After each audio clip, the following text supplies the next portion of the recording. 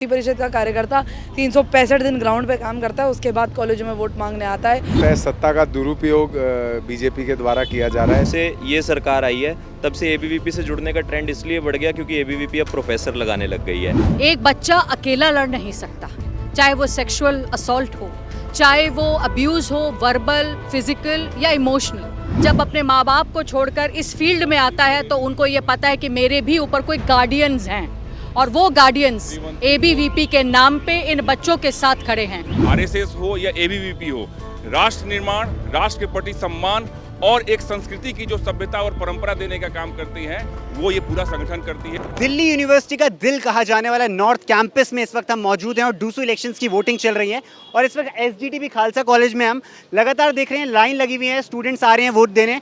पिछली बार का vote percentage काफ़ी कम था, 29 पॉइंट समथिंग कुछ परसेंटेज, जो कि पिछले पूरे डिकेड में सबसे कम माना गया था। और इस बार ऐसे में इस वक्त लगभग 10 बज रहे हैं, अगले 3 घंटे वोटिंग और होगी। यहाँ पे हमारे साथ कुछ स्टूडेंट्स मौजूद हैं, उनसे बात करेंगे इस बार डीयू में क्या है डीयू का माहौल और एसजीटीबी खालसा कॉलेज से रुझान किसकी तरफ है, एबीवीपी की तरफ, एनएसयूआई की तरफ या फिर किसी और की तरफ। हमारे साथ कुछ स्टूडेंट्स मौजूद हैं। आपका क्या नाम है?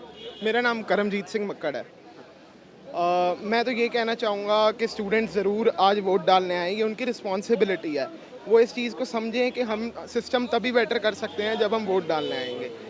मैं इतने में ही कहना चाहूँगा कि स्टूडेंट्स ज़रूर वोट करने ज़रूर आओ, डूसू इलेक्शन में भी और अपने कॉलेज इलेक्शंस में भी। क्या इश्यूज़ हैं, ऐसे क्या इश्यूज़ हैं जिस पर इस बार स्टूडेंट वोट कर रहे हैं? इश्यूज़ हर बारी की तरह सेम है। इश्यूज़ के ऊपर काम करने वाले लोग चाहिए और उम्मीद करते हैं कि इस बार काम करने वाले सारे पैनल्स जीतें, सो दैट के हमारी यूनिवर्सिटीज़ जो हैं वो ग्लोबल लेवल के साथ अपना स्टैंडर्ड बना सकें। इस बार पिछली बार हाई कोर्ट ने बहुत फटकार लगाई थी, जिस तरीके से डूसू इलेक्शंस में डिफेसमेंट वगैरह हो रहा था, पोस्टर्स और बैनर्स लगते थे, जो कि मैं कैंपस में देख पा रहा हूँ इस बार कम देखने को मिल रहे हैं। ऐसे में क्या क्या चेंजेस इस बार डीयू के इलेक्शंस में आपको देखने को मिले? इस बार ही हैंड रिटन फॉर्मेट रखा है कि जो भी है हैंड रिटन फॉर्मेट में होगा। कार्स के पोस्टर्स एंड स्टिकर्स को अवॉइड किया गया है और वैसे जो पोस्टर्स और स्टिकर्स लगते हैं उनको मना कर रखा है। हर एक कॉलेज के अंदर एक वॉल डेडिकेटेड है जहाँ पे स्टूडेंट्स अपने पोस्टर्स लगा सकते हैं। तो क्या ये चीज़ पूरी तरीके से फॉलो की जा रही है? मतलब इधर से तो जो हम देख रहे हैं लग रहा है कि फॉलो।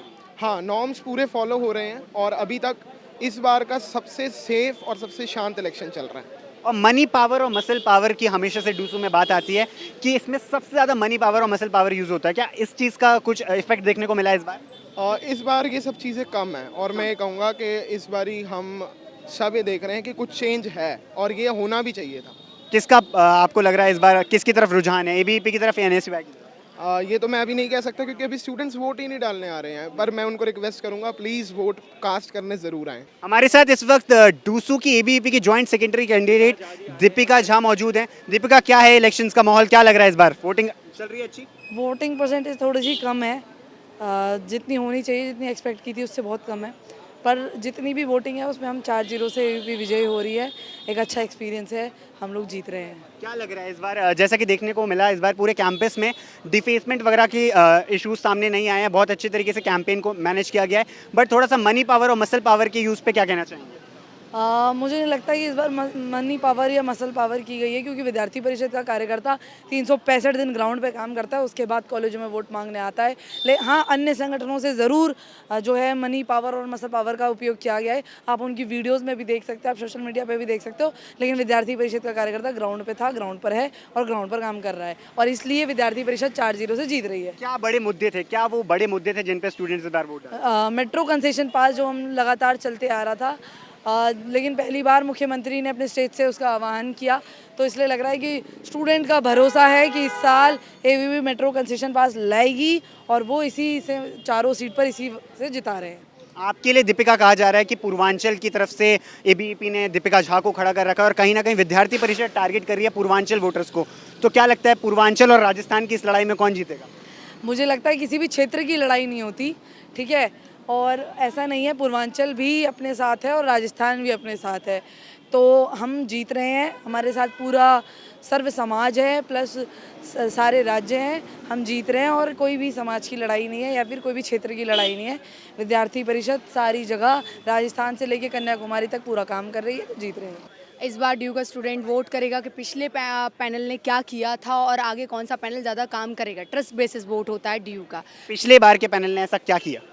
पिछले बार के पैनल जैसे कि अपनी मित्रविंदा बहन थी, भानु जी थे, ड्यू स्पेशल बस का वादा किया था जो पूरी करवाई, इससे पहले ही करवा दी थी। उसके बाद मेट्रो कंसेशन पास के लिए हमारी रेखा जी को कमिट करवाया कि वो करें, तो वोट तो उन्हीं को जाना है। और आगे उनका मैनिफेस्टो में है कि वो वाईफाई फ्री करवाएंगे और एक्सेस अच्छे से हो। उसके बाद गायनी की, जो हम गर्ल्स के लिए बहुत ज़रूरी है, हर कॉलेज में गायनी होगी, फीमेल स्पोर्ट कोच होगी।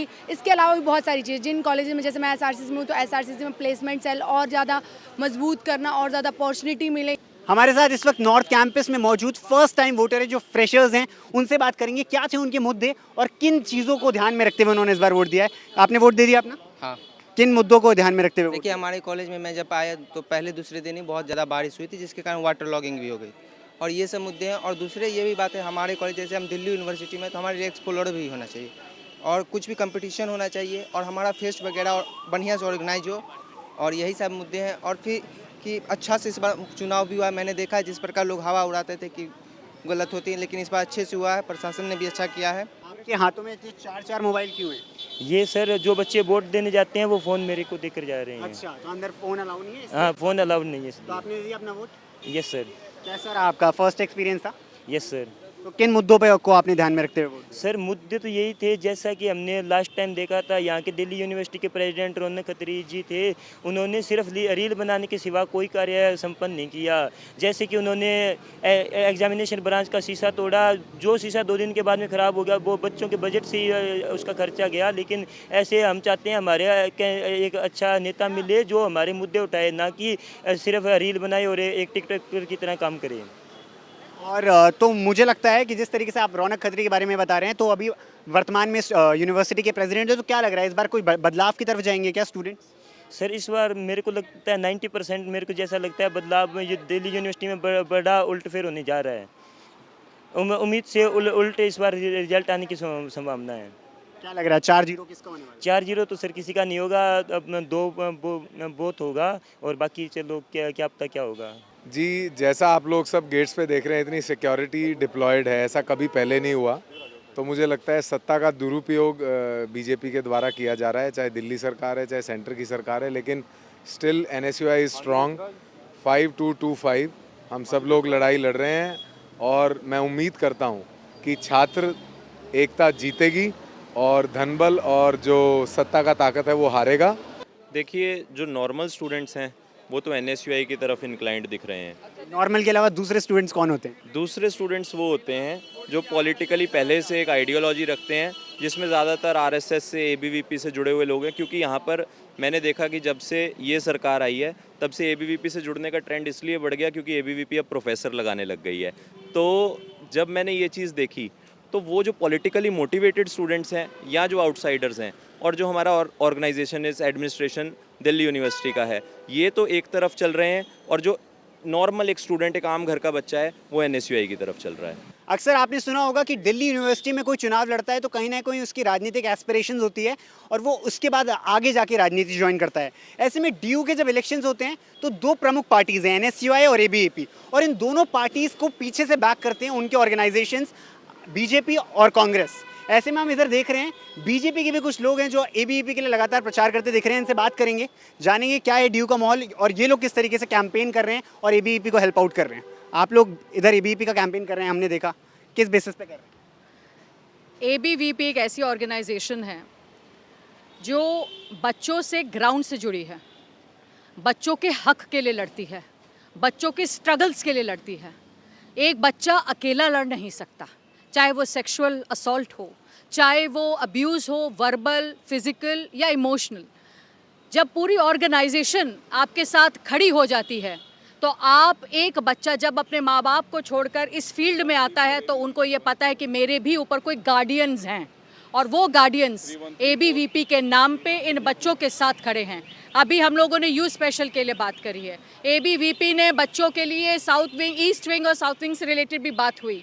हम बच्चों के लिए अभी प्रोफेसर से रिलेटेड जहाँ पर अब्यूज़, सेक्सुअल अब्यूज़ हुआ था, उनके लिए तब तक लड़ते रहे कि जब तक उनको निलंबित नहीं कर दिया। सबसे बड़ा मुद्दा DU में जब देखने को मिलता है तो लगातार दोनों ही ऑर्गेनाइजेशंस बहुत सारे इश्यूज़ की बात करती हैं, बट इन दी एंड जब इलेक्शन आ रहा होता है तो वो मनी पावर और मसल पावर तक सीमित रह जाता है। इस पे आप क्या कहना चाहेंगे?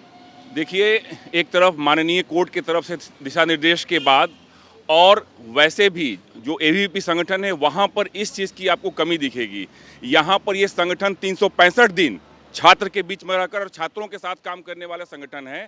और सबसे बड़ी चीज़ कि जो राष्ट्र निर्माण, देखिए वो चाहे भारतीय जनता पार्टी हो, आरएसएस हो या एबीवीपी हो, राष्ट्र निर्माण, राष्ट्र के प्रति सम्मान और एक संस्कृति की जो सभ्यता और परंपरा देने का काम करती हैं वो ये पूरा संगठन करती है। और एबीवीपी के जितने भी संगठन के कार्यकर्ता होते हैं वो सिर्फ और सिर्फ 365 दिन छात्रों के हित की लड़ाई लड़ते हैं। पिछले लगभग 15 साल से दिल्ली विश्वविद्यालय के अंदर में यू स्पेशल बसें बंद थी, उसको बंद कर दिया गया था, उसको चालू कराया गया। यहाँ पर पिंक टॉयलेट चालू कराने का, सैनिटरी बांटने का, सैनिटरी जो पैड्स होते हैं उसको बांटने का। एनएसयूआई के लीडर्स आरोप लगा रहे हैं कि एबीवीपी बीजेपी के पावर का यूज़ कर रही है, सत्ता में बीजेपी है तो कहीं ना कहीं उनके कैंडिडेट्स पे प्रेशर बनाया जा रहा है। इस पे क्या कहना चाहेंगे? नहीं, इस पर किसी का कोई प्रेशर नहीं है। सबसे पुरानी संस्था 1949 से बनी हुई है, तब से आज तक ये रेगुलर छात्रों के हित के लिए लड़ती आई है और छात्रों के हित में कार्य करती है, राष्ट्र हित में कार्य करती है। कह रहे हैं कि उनके वाइस प्रेसिडेंशियल कैंडिडेट के बहुत सारे स्टूडेंट्स को, उनके सपोर्टर्स को पुलिस ने जेल में बंद रखा, डिटेन कर लिया। ऐसे तमाम सवाल एनएसयूआई उठा रहा है कि सत्ता का दुरुपयोग भारतीय जनता पार्टी कर रही है। इस पे क्या कहना चाहेंगे? देखिए, जो कोर्ट के आदेश थे उस आदेश की अवहेलना के लेकर यहाँ पर कानून व्यवस्था को सख्त किया गया था और उसको लेकर पुलिस ने अपनी कार्रवाई की है। उसमें संगठन के तरफ से, एबीवीपी के तरफ से कुछ नहीं कहा गया। अब वो लोग प्रिंटेड, जो कि मना है, प्रिंटेड पर्चियाँ उड़ा रहे थे। यहाँ पर गाड़ियाँ मना है, 10-10, 20-20 गाड़ियाँ लेकर चल रहे थे। यहाँ पर न्यूसेंस क्रिएट करना चाहते थे, मसल्स मैन लेकर आए थे। अगर वो न्यूसेंस क्रिएट करेगी तो कानून अपना काम करेगा, इसमें संगठन का कोई लेना देना। एक चीज़ और इस चुनाव में देखने को मिला, चाहे वो एनएसयूआई की बात हो या एबीवीपी की बात हो, दोनों के फायर ब्रांड लीडर्स, कांग्रेस के लीडर्स और बीजेपी के बड़े बड़े लीडर्स प्रचार करने आ रहे हैं। हम बात करते हैं तो एनएसयूआई, हमने कांग्रेस से देखा सचिन पायलट आए एक दिन नॉर्थ कैंपस में, मनोज तिवारी जी प्रचार कर रहे हैं, किरण रिजिजू जी प्रचार कर रहे हैं। तो आपको लगता है कि स्टूडेंट यूनियन के इलेक्शंस में इतने बड़े लीडर्स को लाना जायज़ है? ये बात गलत है इस तरह से कहना। देखिए, ऐसा है, हम लोग बैक सीटर्स हैं। नई न्यू इंडिया की अगर बात करते हैं तो यही न्यू इंडिया है ना। तो अपने बच्चों को आगे अपने अपने शोल्डर्स पर रख कर ऊपर चढ़ाना गलत नहीं है। ब्रांडिंग की बात नहीं है। हम अपने बच्चों से कनेक्टेड है, ज़मीन से कनेक्टेड है। अपने बच्चों को इस देश का जो भविष्य है उनको आगे बताने के लिए, उनको आगे बढ़ाने के लिए, नेशन फर्स्ट के लिए हम लोग वो नहीं है जो एसी के कमरों में काम करते हैं। भाजपा वो है जो ज़मीनी से काम करती है, अंत्योदय के लिए काम करती है। और हमारे लिए हमारे बच्चे सबसे अव्वल नंबर पे है, क्योंकि नई न्यू इंडिया जो हमारे मोदी जी ने सोची है वो नहीं हो सकती अगर हमारी स्ट्रीम ऑफ चिल्ड्रन, जो हमारा यूथ है, वो अगर आगे नहीं आ सकता। तो मुझे लगता है सभी को आना चाहिए। हम लोग क्यों भाजपा की बात करते हैं, कांग्रेस भी आए। मैं कहती हूँ कांग्रेस का भी एक एक आदमी को नीचे ज़मीन पर आना चाहिए। अपने बच्चों को उत्साहित करने के लिए, सपोर्ट करने के लिए बहुत ज़रूरी है, क्योंकि बच्चे भी फील करते हैं कि हमारे बड़े बड़े लीडर जिनको हम ऊपर पे देखते हैं, कैबिनेट्स में देखते हैं, वो लोग हमारे बीच में हैं, वो हमारे हैं। बच्चों में एक पॉलिटिकल धारणा इन अ पॉजिटिव सेंस आना बहुत ज़रूरी है। तो ये एक बहुत बड़ी बात है। मैं अनुजा कपूर हूँ, भाजपा की ऑलरेडी प्रवक्ता हूँ मैं, तो इसीलिए हम लोग जानते हैं कि ज़मीन से कैसे जुड़ते हैं, बच्चों से कैसे बात करते हैं। सिर्फ झुग्गी तक सीमित नहीं रहे हम लोग अपने बच्चों के साथ कंधे से कंधा मिलाकर, एबीवीपी खड़ा है, था और रहेगा।